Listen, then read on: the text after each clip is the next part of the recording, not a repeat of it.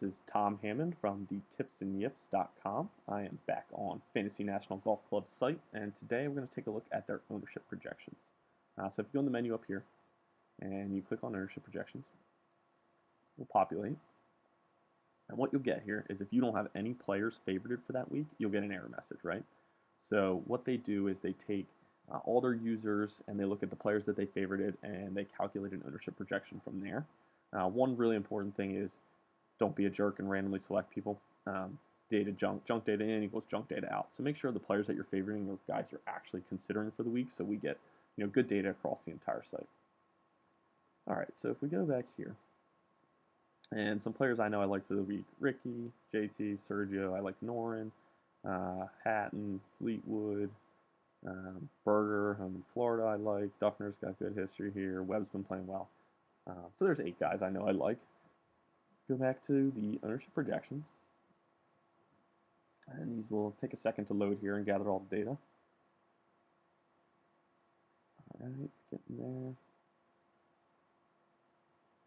Okay, so what you see is the favorite percentage, and what this is the number of favorites that users on the site have done. So how many people, 50% of the users on the site have favored Ricky. And what they do is they have some algorithm on the back end that they then calculate their ownership projection. So this is the key here. This is what I really like to use. So I'll sort and just kind of see who is going to be chalky this week. Now at the Honda, these numbers don't look too bad. We're anticipating ownership being spread out due to the tight pricing, no clear favorite, and the course is going to play pretty difficult. So I'll use that to gauge, say if there's someone 30% above, play them in cash, but might fade them in GPPs. Important to note that I'm looking at DraftKings pricing. You can do this across all different pricing.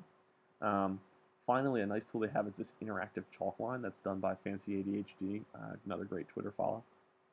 So if you go and look at that, right? So what he does is he takes these ownerships, and these are all the players, all these dots are the players. This is their salary and their projected ownership. So he's setting the chalk line this week at about 17%. You can see Sergio is going to be above that chalk line. JT is going to be under it. Ricky's going to be under it. Projected Rory's going to be under it. So they're good plays because they're not going to be that chalky. And like I said this week, not many guys are above that chalk line because we're expecting ownership to be spread out. And he'll do a calculated, an actual, and then the differential. So it's really nice because they show you, their results, how well they did versus how well they were expecting to do. Again, this week spread out, not a ton of chalky guys, but in other weeks you will see a lot of guys up here that help you identify clear chalk and people you want to avoid.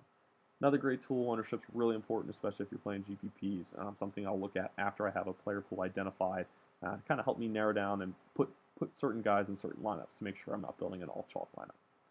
All right, thanks for watching.